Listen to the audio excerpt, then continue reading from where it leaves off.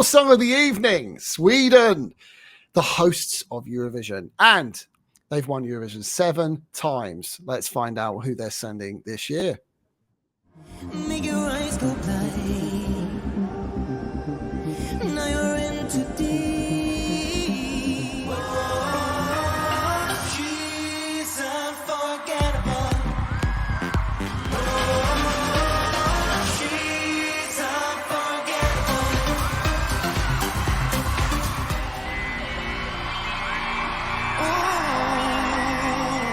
It's venomous 'cause I feel it inside of me. She's unforgettable.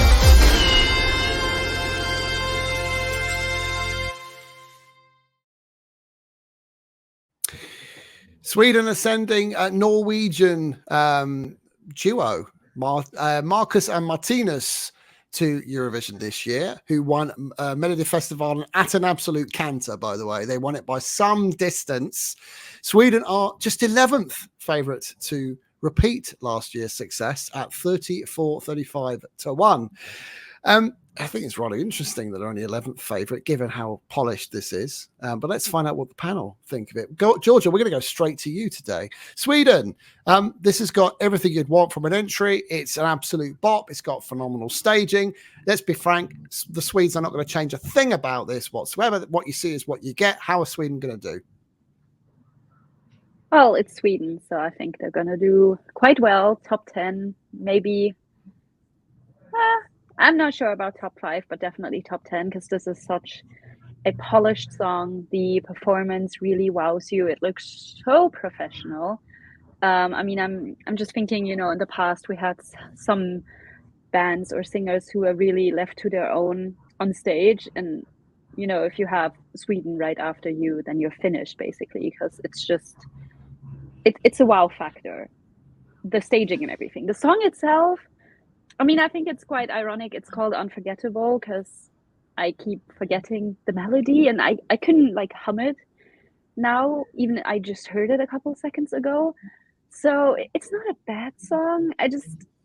There were definitely others I preferred, and I think with being a host country, and you know, we have the European Championship of Soccer this year, so I think a song like the one from Medina would have had just much more of an impact than this really polished pop songs. But of course, juries are gonna love it, and you know, the casual viewer is gonna be like, wow, that's so professional, and they're gonna love it. So they'll do well. They won't win again, which I don't think they want to. I mean, that would be financially not the nicest, the best way. So, but yeah, they'll do, you know, it's Sweden, they'll do good.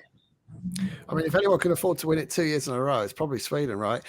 Andy, I just find it's baffling that this is not the favourite to win, or at least one of the favourites to win. I just think that's everything. Maybe a bit manufactured, but hey, a lot of the Eurovision winners these days have that sort of je ne sais quoi. Does this have this for you? Well, look, I'm not going to Malmö, so I don't mind saying it's a pile of shite. It is absolute rubbish, but it is a turd that is wrapped in glitter, because that's what the Swedes do. It's just awful.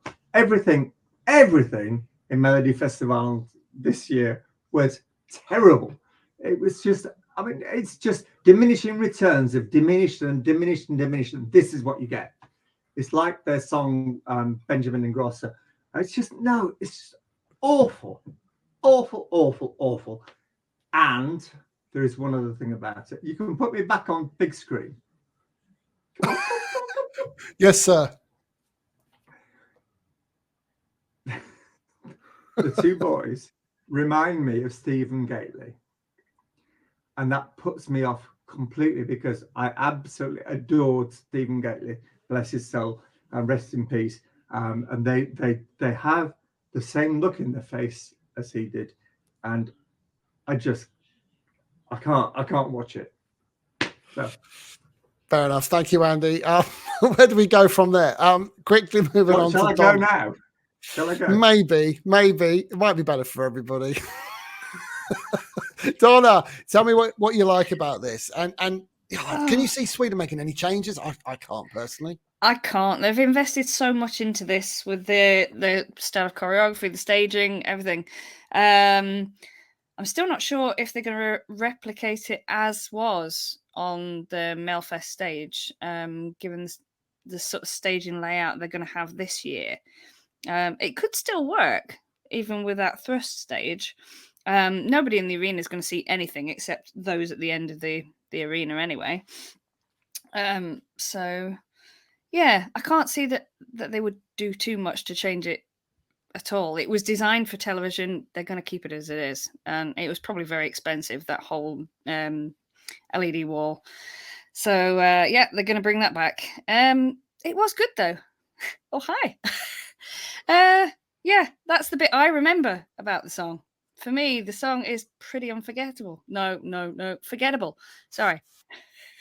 Do you know what? I think I was watching a different Melody Festival this year. Good stuff.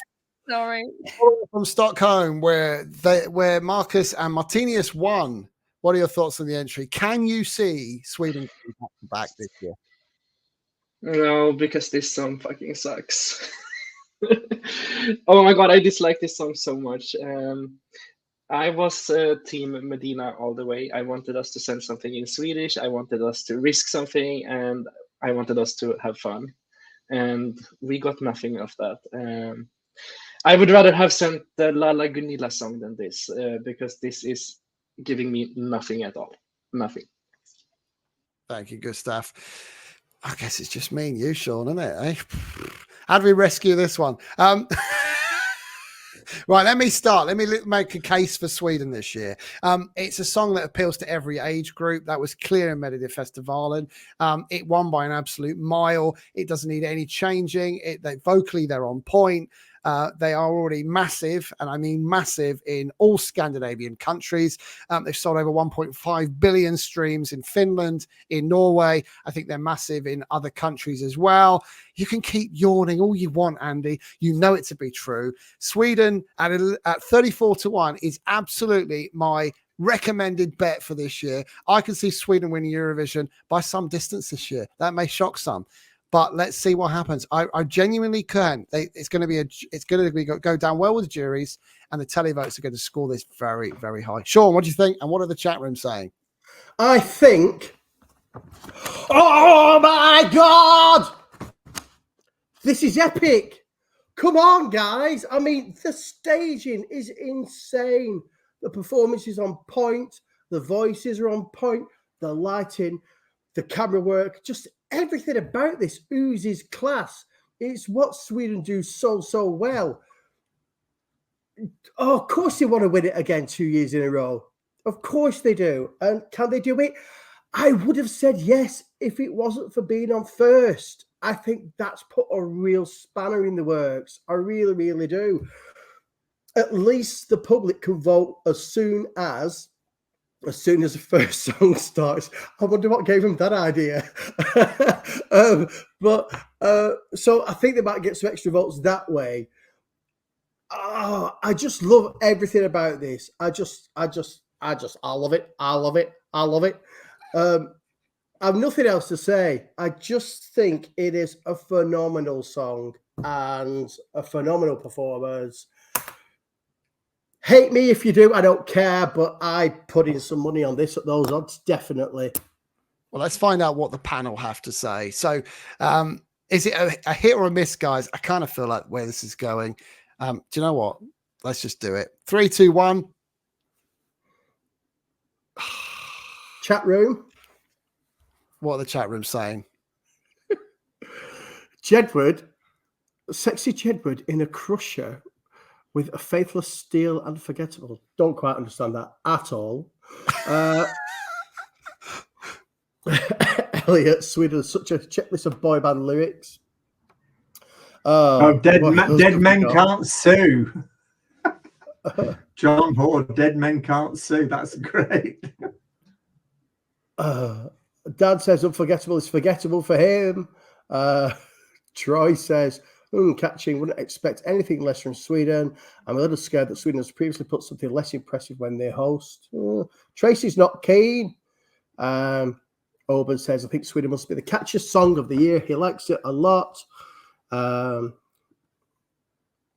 a guilty pleasure. It's by number 11. So says Troy. Neil says this is 80% production and 20% song. Very disappointing with a country with their previous form. It'll be top 10, which is a poor show by their standards. Thomas says, I think Sweden has lost when they say Norwegians.